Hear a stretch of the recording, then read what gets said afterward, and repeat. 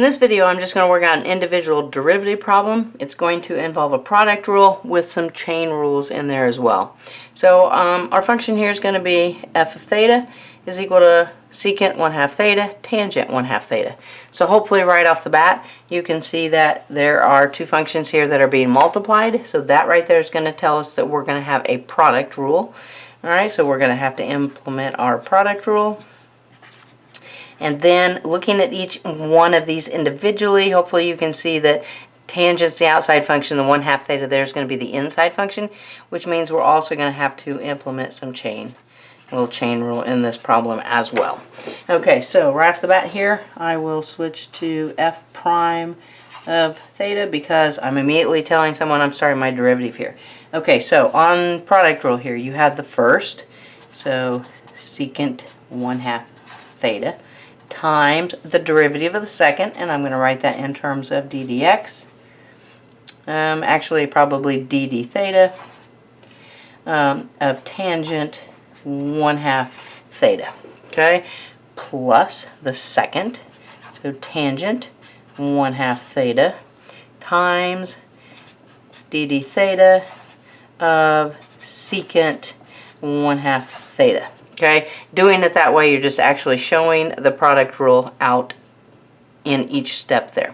Now this right here, I'm going to have to take the derivative in the next step, so I'm going to be taking the derivative of that outside function, alright, and then keeping in mind that inside function will have to be a chain part of that.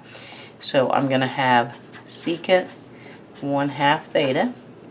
Alright, now taking the derivative here, taking the derivative of tangent is secant squared, so I'm going to go secant squared, keeping that inside, 1/2 theta, times, I'm going to show the d theta again, d theta of the inside, which would be the 1/2 theta. Alright, and then plus, coming over here, tangent of 1/2 theta stays, and then derivative here of secant is secant tangent, so secant 1/2 theta, tangent 1/2 theta, and then times the derivative of that inside function, so it's d theta of 1/2 theta. Okay, now at this point, hopefully you can see that you've got basically two terms, because all of this multiplied together plus all of this multiplied together. So really, I only have two terms in this entire thing. I've got one more step to finish those derivatives out, and I'm not going to do any simplifying until the very end. So we'll leave this as a secant 1/2 theta times a secant squared 1/2 theta. Now I can actually take the derivative right here. The derivative of 1/2 theta is just going to be a 1/2.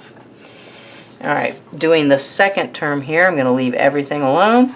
Tangent 1/2 theta times secant 1/2 theta tangent 1/2 theta. And then again times that final derivative there, 1/2 theta is going to give me just a 1/2. Alright, now again I am going to emphasize that we are only working with two terms. Usually what I do at this point is I will have my students look for, because I generally make them pull out the greatest common factor on derivatives, because next step after that is, after taking that derivative, you're going to be setting it equal to 0 probably to find critical numbers in later on in calculus. So it's good to get used to just trying to find that greatest common factor and pulling it out. Okay, so excuse me, let's look here. I'm going to have a secant 1/2 theta and a secant 1/2 theta that I can pull out.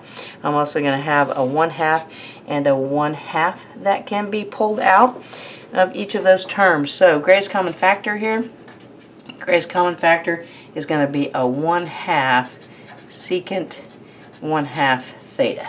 Alright, so for a final answer then, pulling that greatest common factor out, I'll have the 1/2 secant 1/2 theta. Alright, and then times what's left over. Okay, if this and this is gone, I have a secant squared 1/2 theta in my first term, plus pulling those two things out here, I've got a tangent 1/2 theta and a tangent 1/2 theta. We might as well write that as a squared quantity. So tangent squared 1/2 theta. Alright, so derivative there with a greatest common factor pulled out, so that you're set up and ready to do your next thing in calculus, which would probably be setting that equal to 0 and finding those critical points. So one real quick individual derivative there, a little bit of product rule, chain rule, and then being sure to factor out that greatest common factor there at the end. Definitely thanks for watching, and don't forget to subscribe to the channel. Thanks.